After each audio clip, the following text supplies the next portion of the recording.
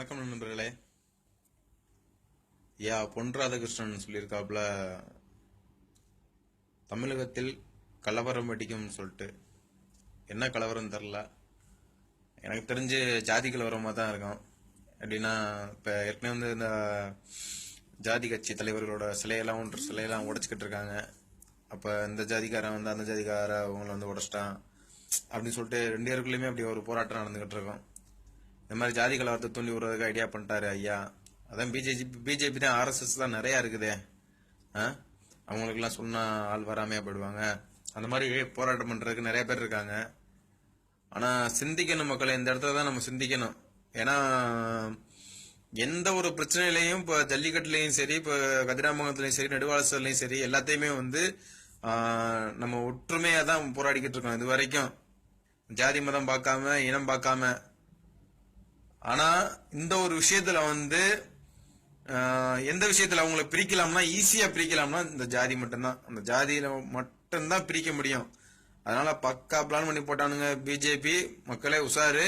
2வது, இந்த இஸ்லாமிய நண்பர்களுக்கெல்லாம் ஒரு பெரிய வேண்டுகோள், பிரியாணி சட்டி பத்திரம் பாத்துங்க. பிரியாணி சட்டி பத்திரம். கலவரங்கிற பேர்ல ஆட்டையை போட்டு போயிருவாங்க, மொபைல் எல்லாம் கலவாண்டு போயிருவாங்க. RSS காரங்க பயங்கர கலவாணி பயிலுங்க, பாத்துக்கருங்க. பொன் ராதாகிருஷ்ணா, நீ பொன் ராதாகிருஷ்ணனா நல்ல பேரு, நல்ல தமிழ் பேர், அழகான ஒரு பேரை வச்சுப்புட்டு பண்றதுக்குலாம் கேப் மாறித்தானா. ஒரு கதிராமங்கலத்துக்கோ, ஒரு நெடுவாசலுக்கோ, ஒரு எதுக்குமே போராடாத ஒரு பொட்ட கிருஷ்ணா நீ. நீ எல்லாம் ஒரு ஆம்பளை, ஒரு நாட்டு மக்கள் என்ன கஷ்டப்பட்டுக்கிட்டு இருக்காங்க வைக்கிறாங்கன்னா அதுக்கு பேசுறதுக்கு ஒரு வக்கு இல்லாத நாய் நீ. தமிழகத்துல கலவரம் வெடிக்கும். அப்படி ஏதும் என் தமிழ் மக்களுக்கோ இல்ல என்னோட தமிழ் உடன்பிறவா சகோதரர்களுக்கோ ஏதோ ஒண்ணு ஆச்சுன்னு வைவே மவனே, பொன் ராதாகிருஷ்ணா காலி. ஒரே தான். தமிழக மக்கள் மேல யாரு மேலையும் ஒரு விரல் பட்டுச்சுன்னா கூட உன்னோட கலவரத்துல RSS காரங்க, பிஜேபியில இருந்து, தமிழிசையில இருந்து, எவன் இந்த பிஜேபியில இருக்கானோ எல்லாம் காலி பயலுக, காலி. பாத்துக்க. இப்ப நிறைய மக்கள் எல்லாம் உஷாராயிட்டாங்கடா. நீங்க எல்லாம் இந்த பழைய மாதிரி இந்த சொம்பு தூக்கி வேலைவெல்லாம் பாக்காதீங்க. அப்பவே நடிகர் சத்யராஜ் நடிச்சிட்டாரு, நாகராஜ சோழன்ல நடிச்சிட்டாரு அழகா, மணிவண்ணன் அவர் நடிச்சிட்டாங்க. இதெல்லாம் ஜாதி கலவரத்தை உண்டுனா பண்ணா மட்டும்தான் உங்க பிஜேபி ஆட்சி உள்ள நுழையறதுக்கு வாய்ப்பு இருக்கு அப்படிங்கிற மாதிரி வச்சு கொண்டு வரீங்க. எங்க எல்லாரையும் அப்படியே பிரிச்சிடணும் திருப்பி. இப்பதான் தமிழர்கள் எல்லாம் நாங்க ஜாதி மதம் பார்க்காம ஒத்துமையா சேர்ந்திருக்கிறோம்.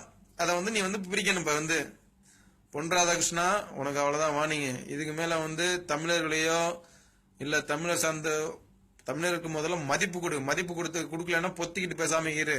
என்ன அதை விட்டு நீ அமைச்சருங்கிறதுனால, சட்டசபைக்கு போறதுனால நீ பெரிய பிஜேபியில இருக்கிறனால ஆளு பிரதமர் ஆகிறதுனாலலாம் ஒண்ணும் இல்ல இல்லையா.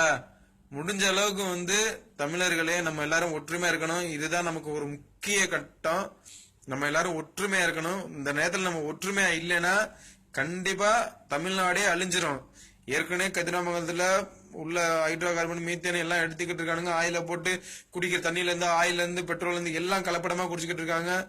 அதை குடிக்கிறவங்களுக்கு நிறைய பேருக்கு பிரச்சனையா வந்துகிட்டு இருக்கு. இந்த நேரத்துல இவன் அதுக்கு போராடாம எதுக்கு போராடிக்கிட்டு இருக்கான் பாருங்க. கலவரம் அடிக்க ஜாதி கலவரத்தை பாக்குறான் பொட்ட ராதாகிருஷ்ணா. அதனால நண்பர்களே, தயவு செஞ்சு எல்லாரும் உஷாரா இருங்க. அவ்வளவுதான் உங்களுக்கு சொல்ல முடியும். நன்றி, வணக்கம் நண்பர்களே.